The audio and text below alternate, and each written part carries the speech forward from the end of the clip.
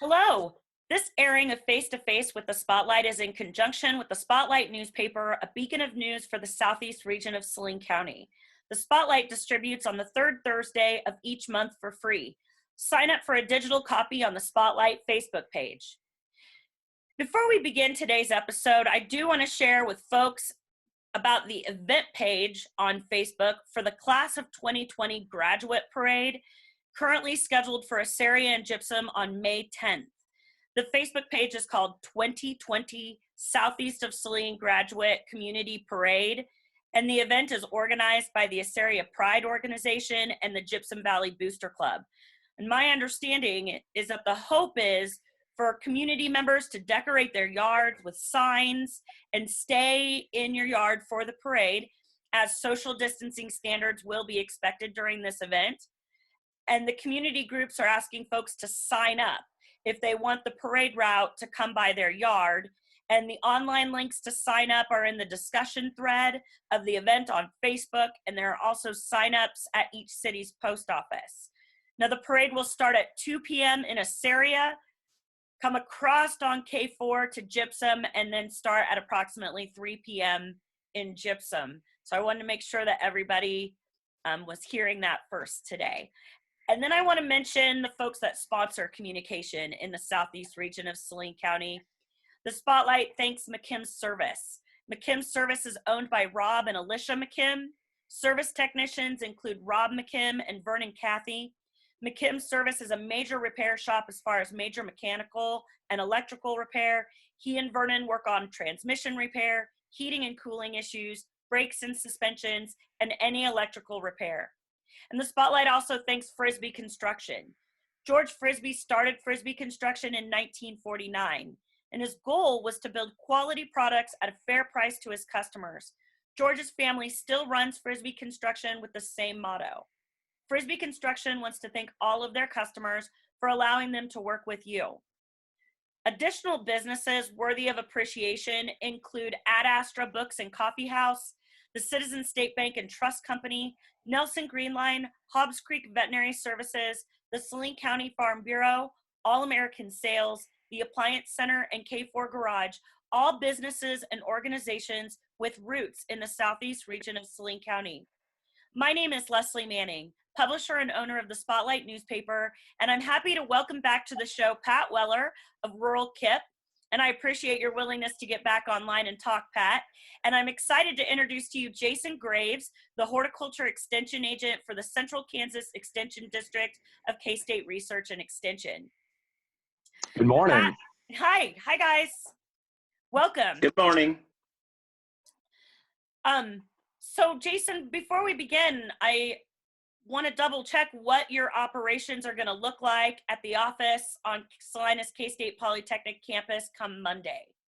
Sure. Yeah, that's a good question. As of now, our protocol will be the same as it has been over the last several weeks here. Our staff is working primarily remotely, and so we're still available, though. That's the key. We are still available through either email or phone. Those traditional options, you can still get in touch with us, and we're happy to help with questions and diagnostics. And you can get on our website too and look for a lot of resources on how we're kind of adjusting and doing things a little bit differently for the time being. But yeah, we are still going to be working remotely for at least the foreseeable future, and we'll put an announcement on the website as soon as things are changed and we're open all the way. So you're the horticulture agent. What are you seeing? What needs to be happening? If we talk vegetables today, what needs to be in the ground right now? What do gardens need to be looking like? Well, yeah, that's a good question. Our cool season crops should be well underway. So a lot of folks have maybe delved into some planting already, whether they've done some lettuce or leafy greens, onions, potatoes, beets. Some of our cool season crops, are well underway now. So you could still be planting some of those, in late April, although the closer we get to summer, sometimes we run into heat problems with some of our cool season crops. So, if you haven't started yet or are looking to plant more, we might be thinking in the warm season category now. So I was just checking the soil temperatures online earlier this morning at the K-State Weather Data Library, which is a fun place to go kind of look around if you're a gardener. But what's on there, you can find soil temperatures from across the state. And there's actually, we have a weather station in Gypsum. And so for especially Southeast Saline County, you can find some more, I guess, pretty relevant information there. But the soil temperature right now is right hovering around 60 average. And so we're getting close to the time where, we're thinking things like tomatoes, we're thinking things like squash and cucumbers and our traditional warm season vegetables, and getting those in the ground, or at least making a plan that direction. So it's a great time to be planning gardening. Yeah, exactly. Okay. So Pat, what vegetables do you have in your garden at this point? All I've got is potatoes and onions growing right now. I planted 3 tomato plants early, but the frost, I got 2 of them saved, one of them's, but I plan on putting at least a dozen more tomato plants in now, because I think the frost is finally, we're pretty safe from it.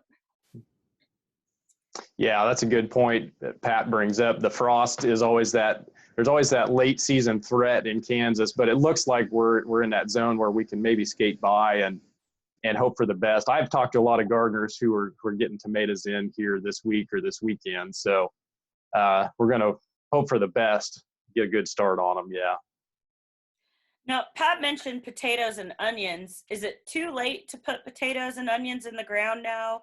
Is that really something you do need to do by, they say, March 17th?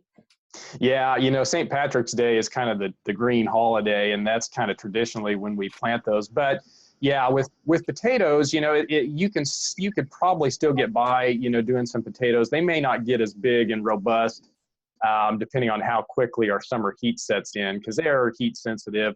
Onions are the same way. We'd prefer to have those in, sometime in early to mid-April so that we get that good start. You could still plant them, but just be aware that they may not get as full and mature as we may like them to had we started earlier. So, yeah. Okay, that makes sense, because they require a particular growing season. Right. Yeah. Onions in particular are interesting because they're triggered by day length. And so depending on the variety of onion you get, if you get they're triggered usually by a certain day length about midsummer. So, if we haven't gotten enough growing time before that day length triggers the bulb to form, it'll be a small bulb essentially. So we want to grow as many leaves on those as we can before the bulb is triggered to form, because for every leaf we grow, we get one ring on the bulb. So that's why we start them early. Yeah. Oh, good. I started some onions this year that I've never done before. And so that means they've been in the ground for probably a month. So I should have lots of leaves and I'll have big bulbs. That was my goal. You're right on target. You should be enjoying a nice big onion by midsummer. Yeah, hopefully. Yay. Okay, good. Well, I did something right. Yeah, perfect. Well, I want to take a minute and talk about seed, but go a little bit into the agricultural side. And I want to talk briefly about Tri-Valley Seed. And Justin Knopf is the owner of Tri-Valley Seed and works with Garrett Kennedy, and they are working hard to make sure that seed is available to farmers. Tri-Valley Seed offers Pioneer brand seed product, and when they say with you from the word go, that includes being with you when issues arise that are important to the community. Tri-Valley Seed values and supports the relationships it takes to sustain community and communication. So Jason, coming into this warmer season, what are people going to plant? Do they plant seeds? Can we put tomato seeds in the ground? And is that going to work? What does the next month look like? Yeah, that's a good question, because really May for a lot of gardeners is really go time. I mean, a lot of gardeners traditionally, it's the warm season crops that we love, a lot of us. So when we're talking squash and cucumbers and tomatoes and peppers and even things like eggplant, we're looking at that warm season time frame, and so we're just on the edge of entering that right now. So, you know, for a lot of those, say our vining crops, our cucurbits, such as, you know, the cucumbers or the squash family, those seeds can be planted directly in the ground. So, you know, if you want to go pick up some squash, zucchini, yellow squash seed, or even some winter squash, things like that, cucumbers, we can just seed those directly into the garden. When it comes to things like tomatoes and peppers, we usually need a head start. And so I would recommend, you know, searching out a good resource to pick up some nice, you know, transplants when you're talking about tomatoes or peppers, eggplant, those sorts of plants.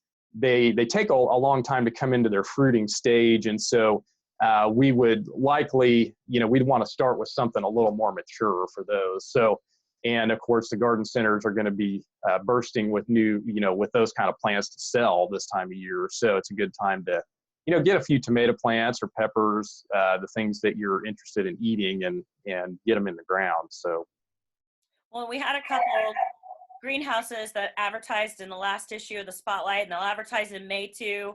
And Lindsberg Greenhouse has always been very supportive of the southeast region of Saline County, and Galva has, oh my goodness, we just went there last weekend, an amazing greenhouse too, with so many plants available. And so you're right, garden centers are bursting at the seams, ready to have transplants available to gardeners. yeah, it's a fun time to go out and see what's available, you know, whether it's flowers or veggies or both, you know, that's just a fun time to shop if we can do it safely. Yeah. Isn't that the truth? So, Pat, do you have plants ready to put in the ground? Did you plant seeds and have them prepared, or what are you thinking? I've tried to plant tomato seeds, and my success of that is minimal. I do have about 4 plants that I'm going to transplant that I grew from seeds, but I just don't have good luck doing that for some reason. So I kind of give up on it. But I did plant some this year, and so I do have some tomato plants I've grown from seeds. One question I have for the expert is, what advice for the top 4 tomato plants for our area should we be planting? Because I've planted these purple colored tomatoes, and that's like a novelty. I never really cared for them. And then other times I'll plant a tomato plant, and they seem like they always want to split and have cracks on them and draw bugs before I get a chance to pick them. So what would be your choice for our area for the top 4? And I'm going to Yeah. Yeah, that's a good question. And we do get that question a lot. We actually have K-State does have a recommended vegetable list. And so that is something you can actually look up on our website. And, but our publication has more than 4 options though, that's for sure, as far as tomatoes. But I would say, you know, we've done some tomato trials over the last several years, and we try out some new things and see how they compare to the old varieties. And honestly, what we see is that there's still, you know, a couple old standard varieties that really are hard to compete with, and that's the Jetstar variety that most people are familiar with, and Celebrity. And those two kind of set the standard a lot of times for any new varieties we're going to trial plants against. But so you certainly can't go wrong with Jetstar or Celebrity, either one. In the recent past, there's been some other varieties like Chef's Choice. There's been a Beef Master, Big Beef, some of these hybrid varieties of tomatoes that really do produce quite well also. And so those would be some other options you can look at, you know, that are some fairly indeterminate plants that continue to grow and produce, you know, into that, you know, that first big tomato crop. And I'll mention too that some folks, you know, have had, if they're really serious about tomatoes, sometimes we'll recommend kind of succession planting with tomatoes, which is something a lot of folks don't necessarily think about. But if you put your first crop of tomatoes in about now, early May, early to mid-May, and those about 6 to 8 weeks later, you get your, or here in the midsummer, you'll get a nice crop, ideally, if temperatures cooperate. But then a lot of folks, if they're serious, you can come and plant a second round of tomatoes in early June and get an early fall crop again. And so what we find is that tomatoes are more productive that first big crop. And so trying to baby them through the whole summer sometimes isn't as productive. And so splitting up into 2 plantings can sometimes, for the real serious grower, end up with more tomatoes. Yeah. So yeah, you can get creative with your tomato growing, and but a fresh tomato is nothing. I mean, you can't compare it to, anything else, right out of the garden. Can't be beat. So that's a good question. I agree. Yes, Pat, thank you for that question. And thank you, Jason, for fielding that question. I want to take a moment real quick and share with folks about Waddell's Heating and Cooling in Salina. They're a local sponsor of the Spolight newspaper, and they are the local Carrier Factory authorized dealer. They have met all the requirements specified by Carrier regarding customer satisfaction, professionalism, ability to honor warranties, and have the appropriate licenses and liability coverage to serve you. Waddell's Heating and Cooling, a business conducted by Charlie and Elaine Waddell and their son Bruce, residents of rural Kip, as well as many other committed employees, make customer service their top priority. So coming back to Pat's question of, what varieties of plants are recommended, kind of brings us to, what are some of the other challenges that gardeners ask frequently for your advice? Yeah, that's a good question. Yeah, a lot of times it tends to be questions, regarding plant health tends to be a pretty common question. Sometimes we just run into interesting things that happen in gardens and landscapes, and especially when it comes to shade trees, some of the valuable plants that are big investments for a property, like a shade tree. I mean, so if we run into problems that we're seeing with a big tree that, it's not easy to replace, we may have questions we want to diagnose or help with. So yeah, this time of year, it can be anything from, just questions about shade trees, any, problems we're seeing with those, or pruning, questions get to be pretty common too. Dealing with, if we need to do some pruning or trimming on shrubs or trees or even roses, things like that, we get a lot of questions on.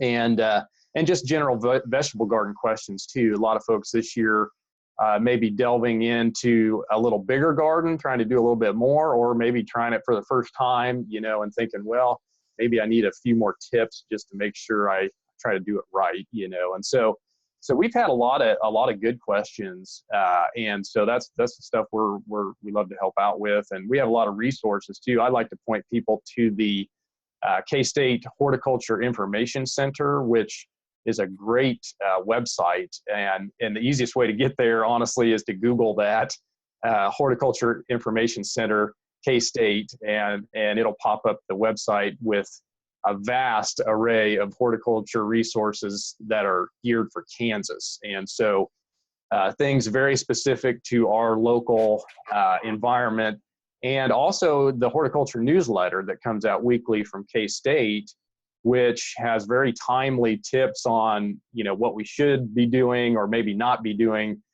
based on the season we're in our gardens and landscapes. So a lot of resources that we like to point people to, just they can look up anytime that they're free on their own. So.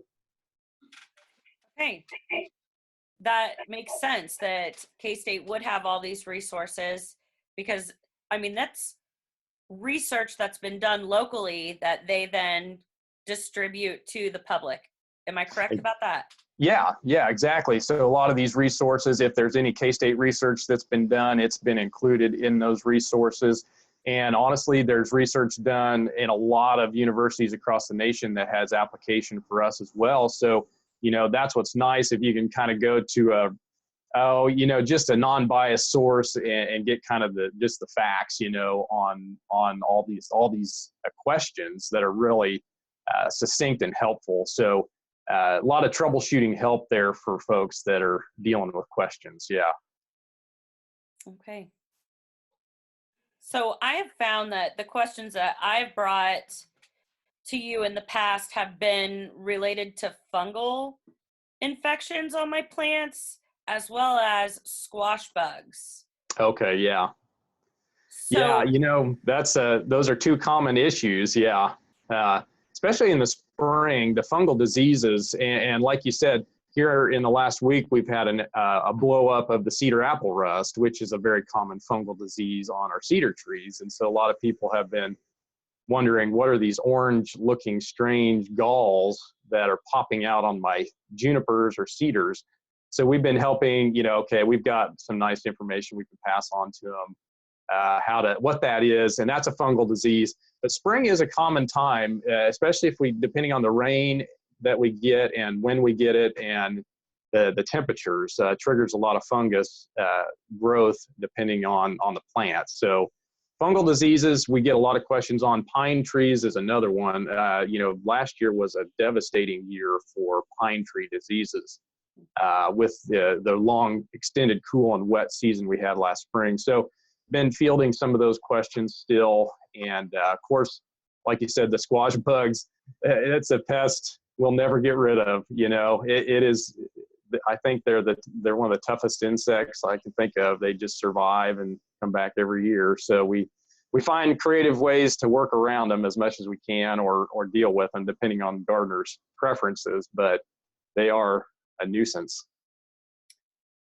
yes, I agree. In fact, I've just stopped planting squash because then they'll crawl over to my cucumbers, and I work with my cucumbers way more than I work with my squash. So I'm like, I don't need squash. It's fine. Yeah. Squash bugs. Yeah, honestly, sometimes that farmer's market fresh squash looks pretty appealing after I've tried to fight squash bugs for a couple months. Right? So Going back on that apple fungus on the cedars, how doesn't that come over from the apple trees, or do you have to have an apple tree around to get that?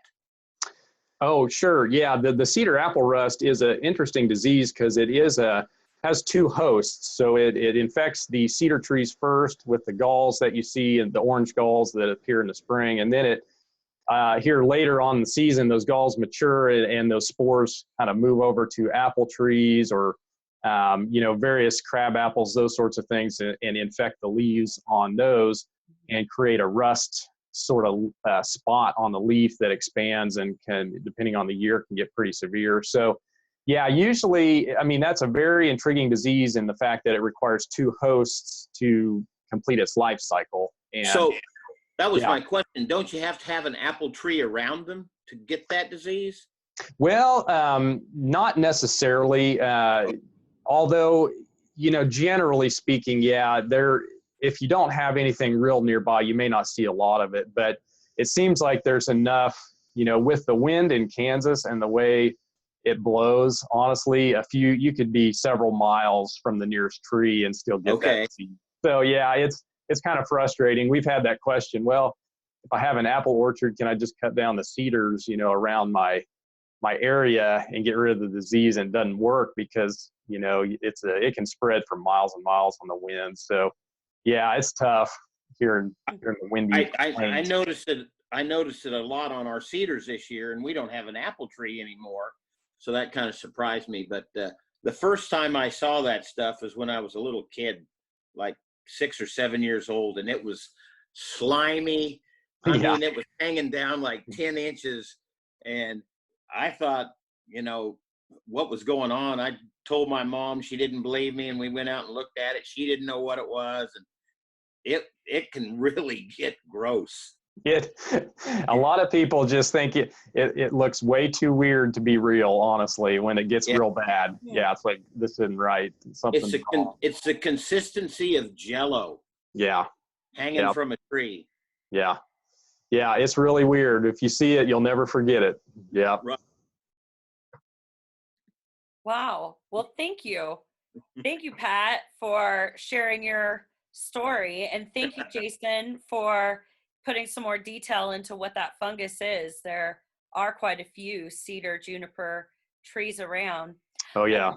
I want to take a real quick minute and address Governor Kelly's press conference yesterday with the stay-at-home order in relation to COVID-19 being lifted on Monday, and the three-phased approach to reopen the economy. And with the Lynchburg Community Hospital in mind, the Lynchburg Community Hospital is prepared to meet the needs of the community it serves moving forward.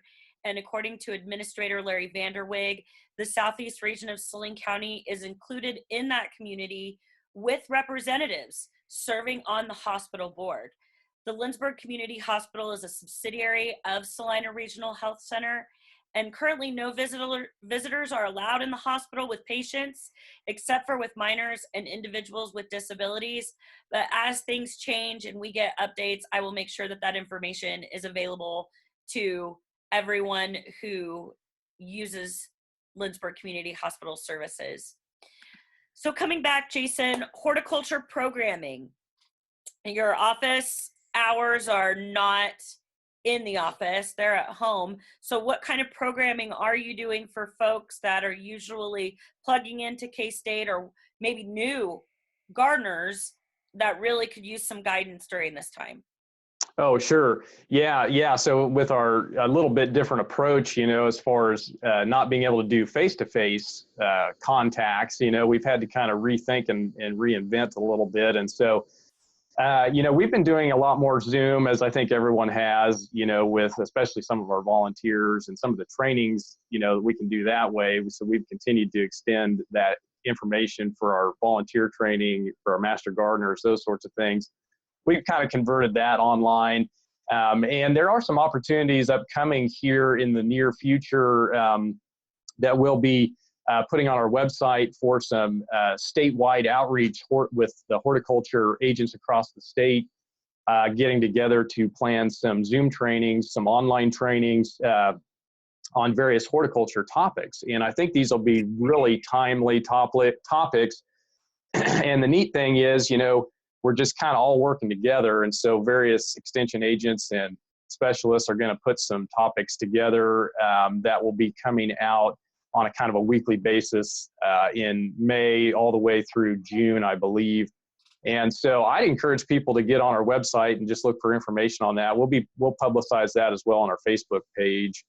But it'll be a great chance to just engage some horticulture training for yourself if you want to expand some knowledge, and maybe just interact with some other gardeners too. So I encourage people to keep tabs. We've got some things coming up here, I think, that'd be of interest to a lot of gardeners. So, and how do you expect to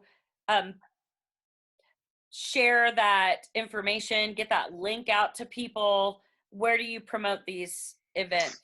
Right. Yeah, I would check our website, which is centralkansas.ksu.edu. And so on the lawn and garden section, we'll be putting that information once we have it all gathered. And then our Facebook page, Central Kansas District Extension, we'll be putting some information on there as well. So those are two probably the primary ways we'll try to get that information out to folks. So yeah, keep tabs on those two resources, and hopefully we can even share it, face to face, mouth to mouth, as people learn about it as well. So we're just trying to let people be aware to be looking for it here in the next week or so. So. Okay, fantastic. Well, thank you, Jason. Yeah. And I really appreciate both of you for being on the show today, just to have some different good questions and to really get some research-based answers. And so thank you, Jason. And thank sure. you, Pat. And To everyone who is watching, I thank you for watching Face to Face with the Spotlight, and I ask you to tune in next week for another episode at 5 on Friday.